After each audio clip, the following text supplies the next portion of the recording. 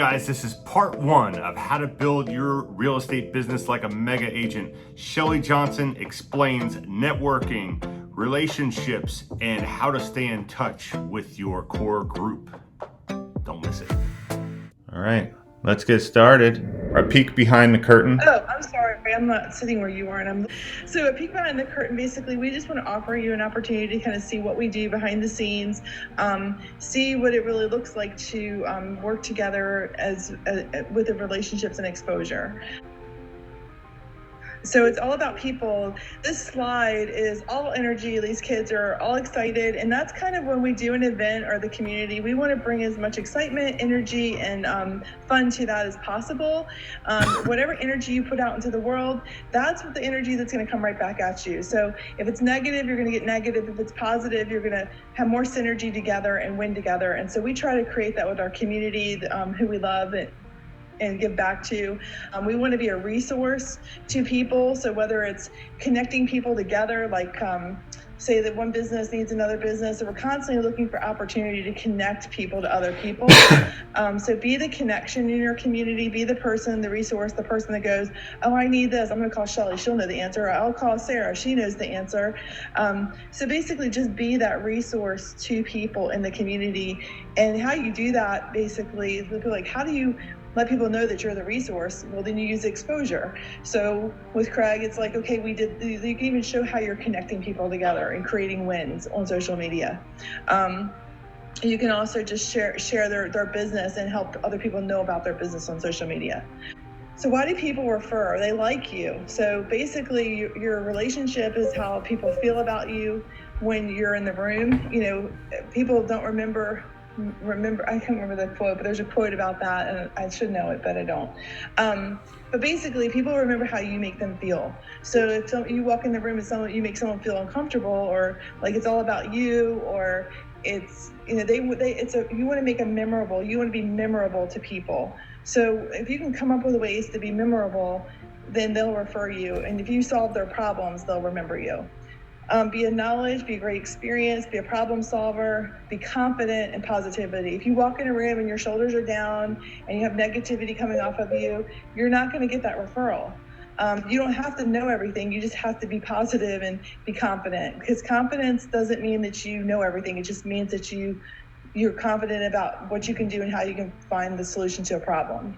Passion and a plan. So I have a lot of passion and I need a plan. So whenever I have passion about something, I start thinking about how I can, and Craig and I do this together, how we can build something around that passion or that thought. So basically, like, I love dogs a lot. Most people on our team do.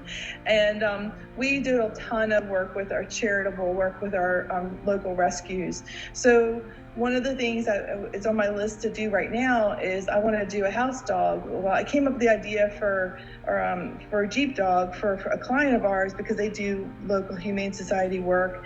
And I thought, how can we do that for LePage Johnson and give back to the community? So if you have a passion, whether it's a friend has cancer, or it's a dog rescue, or children's hospital, whatever it is, create a plan around it to support that group, and you're going to build relationships, and people are going to value you and what you love. I know Cindy just jumped on here, and she's very passionate about different things, and she's come up with ways to incorporate events around things she's passionate about, which is awesome. Create opportunities within that organization. Be thinking of how they're busy. They only have so much staff. And if you can come up with a way to maybe share their mission on social media for them, that's a great way to be a resource for them, because they need funds to be able to run their mission. And if you can come up with ways to create opportunity, not just giving money to people, a lot of times it's giving your talent or your passion to them to help. They need people to do things. They are usually nonprofit. And if you can do that, a lot of times you'll get business out of it. Sometimes you don't even know the business is going to come out of it, but it just does.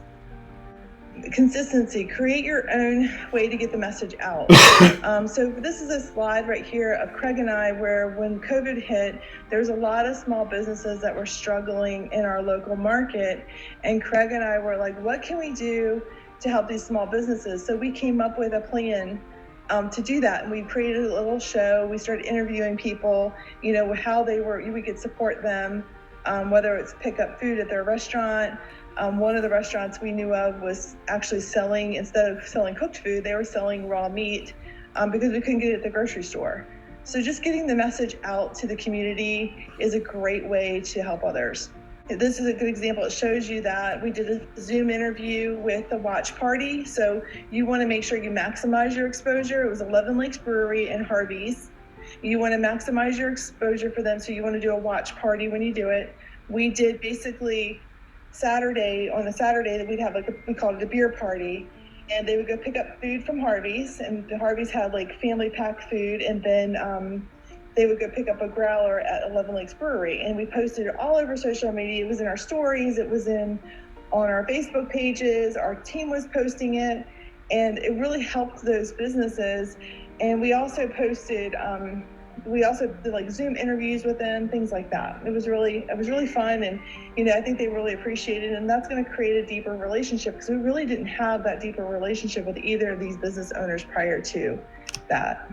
Something I'll add, Shelley, you mentioned this many times when we've done this class. When we started doing the interview, especially with 11 Lakes, there was, they were down. They did not really know what they were going to do. They were kind of scared, how we're not open, we have no ideas. By the end of that interview, they were excited, they were laughing, they were all in. And that was a great feeling, because that made it, clear that we're making a difference, and they kind of clicked, and then they said, hey, well, let's get this other business involved, and then we talked about maybe doing an event behind it, which you'll see in a second, and Shelley will go through. But this doesn't have to be a COVID thing. This could be just helping others, and when you give to others, you get stuff in return. I mean, it just happens.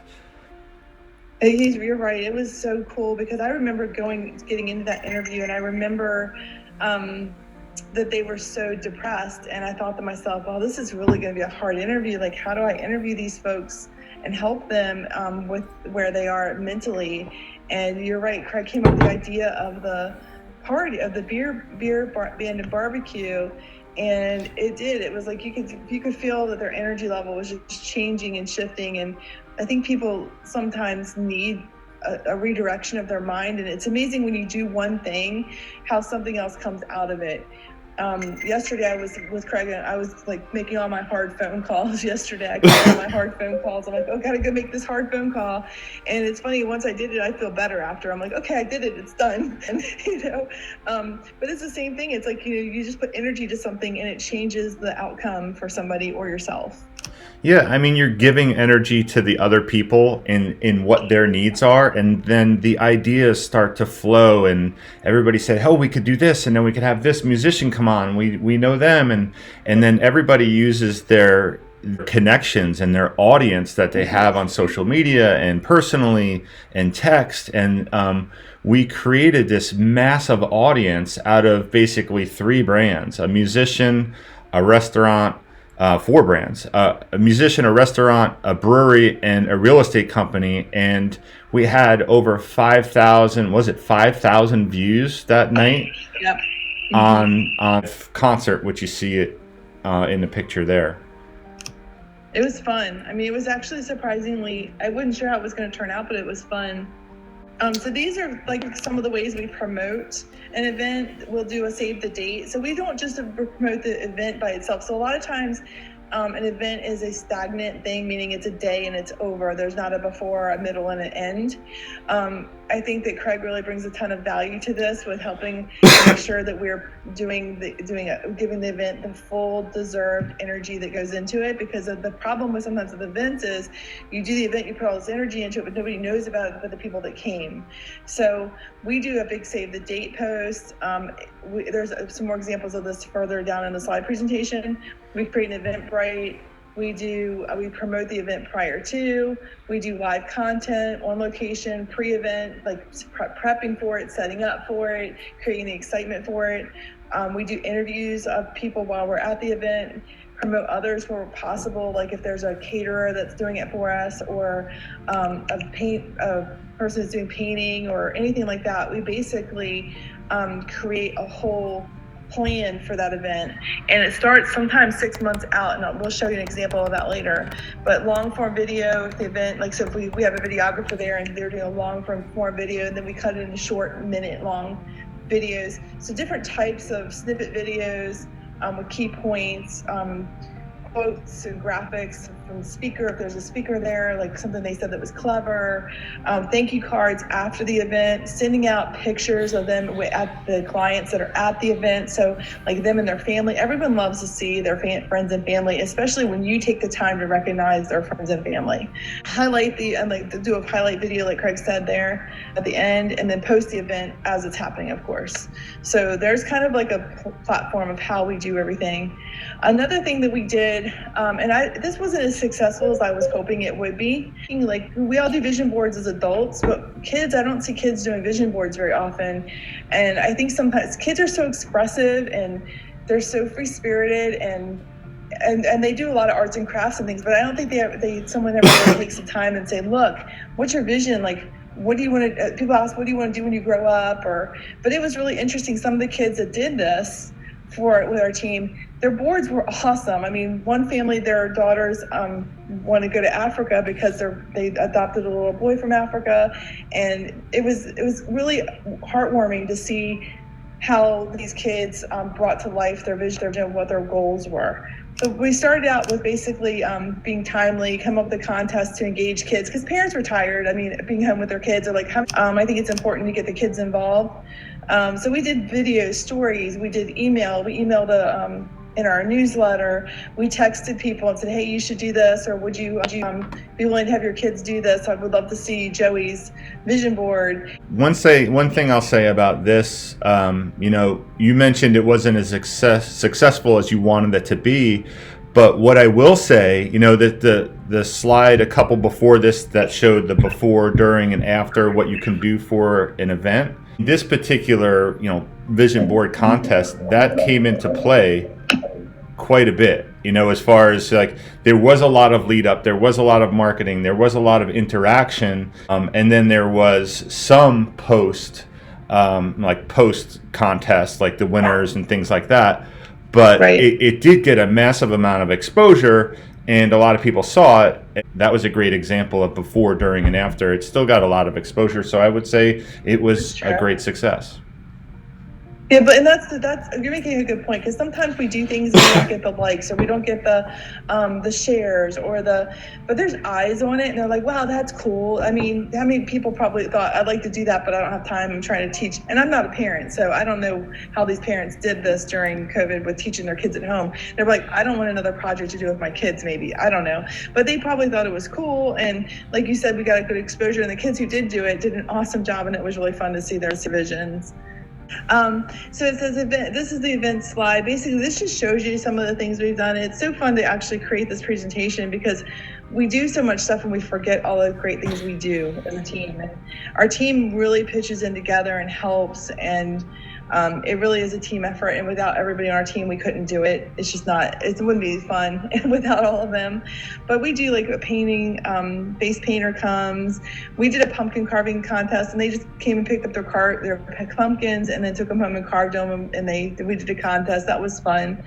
We're just showing you a little bit of some of the stuff we do. We do a summer blast off party, and that's what you see with the face painter and the little boy with a really cute face. And our team brings their children too, which is really nice to have as part of the event, to see everyone's families and get to know them better. So just a fun way to get out there.